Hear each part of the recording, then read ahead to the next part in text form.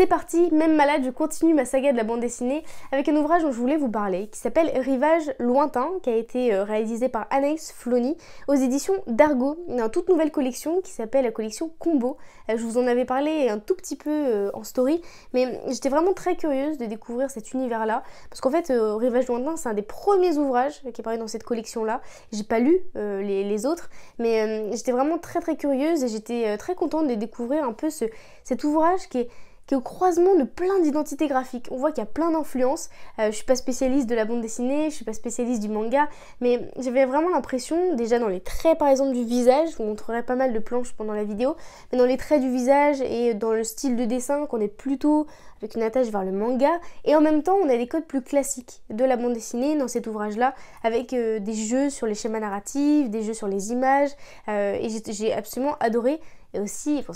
j'ai été un peu influencée par le thème de l'histoire que j'aime beaucoup, qui est la mafia italienne. Et si vous avez aimé comme moi des films comme Scarface, comme Le Parrain, comme Les Affranchis, comme Casino, comme Il était une fois dans le Bronx, je pense que vous allez accrocher directement à l'univers de cette bande dessinée, parce qu'on est vraiment là-dedans.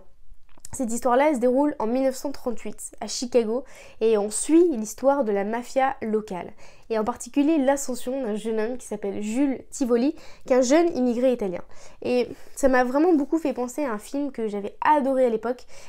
qui s'appelle Il était une fois dans le Bronx, et c'était vraiment en tout cas dans le même univers, dans cette même confiance qui est instaurée entre un jeune homme qui va gravir les échelons dans la mafia locale et en même temps un homme qui est plus âgé mais qui veut lui faire confiance, comme si il voulait justement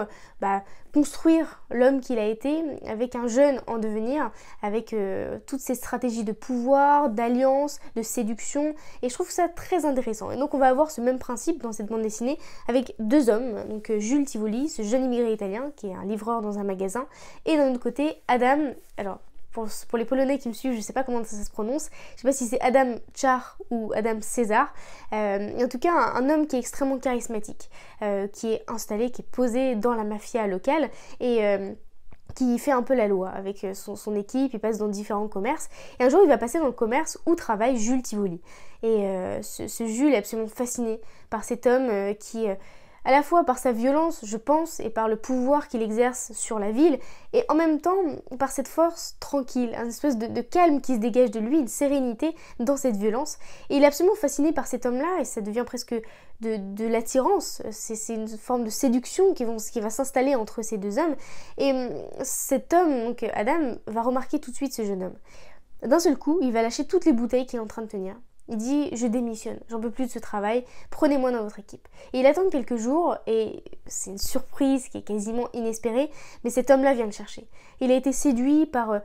sa force, par son énergie, par son désir de tout quitter, par peut-être son désespoir, et donc il décide de lui faire confiance. Et je trouve ça très joli parce qu'on a cette violence qui les entoure, qui fait partie de leur quotidien, et en même temps, dès qu'ils rentrent chez eux, chez l'un ou chez l'autre, on a cette douceur qui s'installe à travers les caresses, à travers les baisers, à travers cette confiance qui s'installe entre ces deux hommes. Et donc vraiment, on va avoir cet univers-là qui va se construire avec évidemment cette question de l'évolution. Ce jeune homme va gravir les échelons un peu plus haut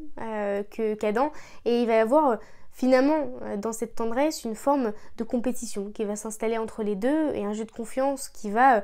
petit à petit se déchirer. Et donc on va avoir cette évolution à travers ce jeune homme qui va se voir imposer de plus en plus de responsabilités, de plus en plus de violence, alors qu'il n'était pas forcément prêt pour ça, et il se rend compte que c'est pas forcément la personne qu'il aurait voulu devenir. Et donc on va avoir toutes ces réflexions autour de stratégies d'alliance, de violence, de pouvoir, autour de cette mafia locale de 1938 aux années 1960, avec une petite disparition en France, etc. Je vous en dis pas trop, mais c'est vraiment un univers qui me plaît beaucoup, et j'aimais initialement l'univers de la mafia italienne, mais je trouve ça vraiment sympa d'avoir ce croisement de tous les genres, de toutes les identités graphiques autour de cet ouvrage-là. Donc c'est Rivage lointain d'Anaïs Flony, donc dans la collection Combo aux éditions d'Argo.